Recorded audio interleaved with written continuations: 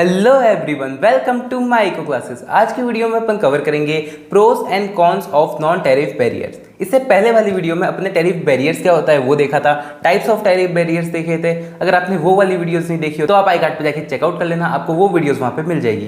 तो मेरा नाम है दिव्यांशु शर्मा, मैं यूजीसी नेट क्वालिफाइड हूँ। आपको इस चैनल पे क्लास 11th इकोनॉमिक्स से लेकर के मास्टर्स इन इकोनॉमिक्स तक की सारी वीडियोस मिल जाती है। वीडियोस हमेशा मंडे को, वेंसडे को और फ्राइडे को अपलोड होती है, तो आप चैनल को सब्सक्राइब कर लें और बेल आइकन भी दबा दें ताकि आगे आने वाली वीडियोस की नोटिफिकेशन आपको टाइम टू टाइम मिल सके। तो स्टार्ट करते हैं आज की वीडियो को।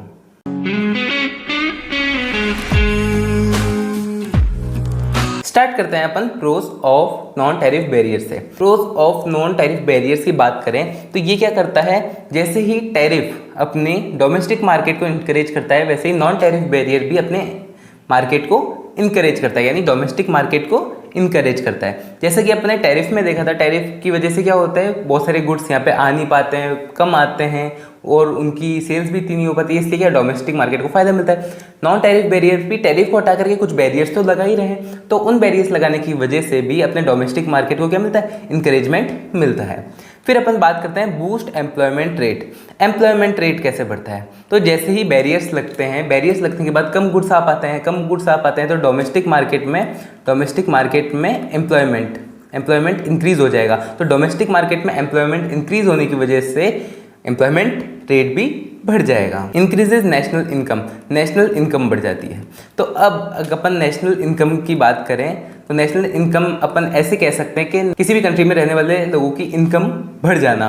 तो वो कैसे बढ़ेगी, जैसे अगर अपन बाहर के गुड्स कंज्यूम कर रहे हैं, जैसे फॉर एग्जांपल आप मान लो ए कंट्री है और बी कंट्री है। बी कंट्री अपनी खुद की कंट्री है, ए कंट्री है। तो ए कंट्री के अगर जब अपन गुड्स खरीदते हैं तो अपनी इनकम कहाँ जा रही है, ए कंट्री में जा रही है। तो नेशनल इनकम किसकी बढ़ रही है, ए कंट्री की बढ़ रही है। तो जब अपन ये करेंगे ही नहीं, यानी अपन ट्रेड नहीं करेंगे, बैरियर्स लगा देंगे, तो अपन कहाँ से लेंगे सारे गुड्स, बी कंट्री से लेंगे।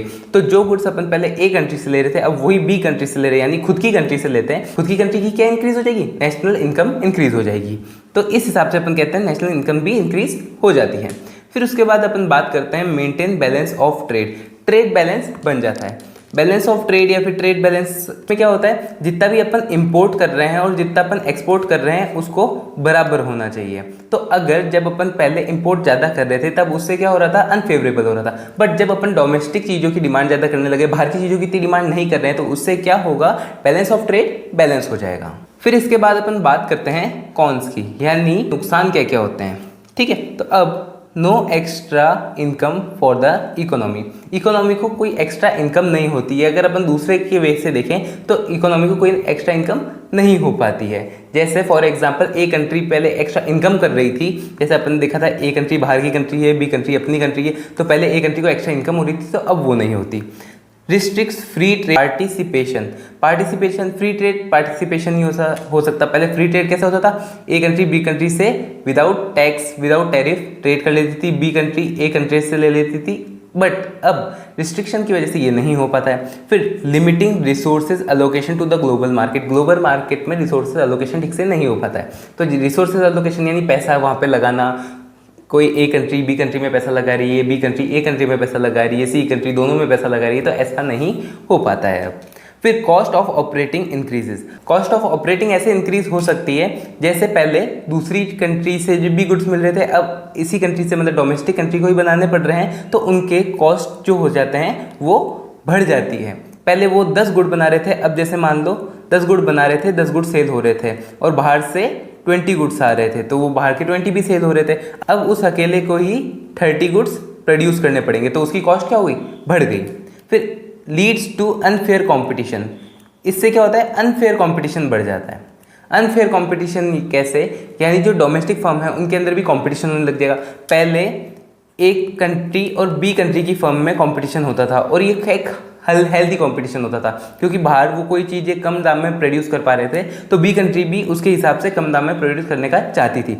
बट अब क्या हो रहा है, अब बी कंट्री के लोगों को ही खुद बनाना है, डोमेस्टिक टेरिटरी के अंदर ही वो चीज़ प्रोड्यूस होने वाली है। तो वो प्रोड्यूस होने के कारण अब क्या होगा कि वो अनफेयर कंपटीशन इंक्रीज हो जाएगा कि कौन कितना ज़्यादा पैसा ले सकता है, उस हिसाब से हो जाएगा। तो ये सब क्या होते हैं, इसके कुछ कॉन्स होते हैं। तो एक बार अपन वापस देखें क्या क्या चीज़ें हैं।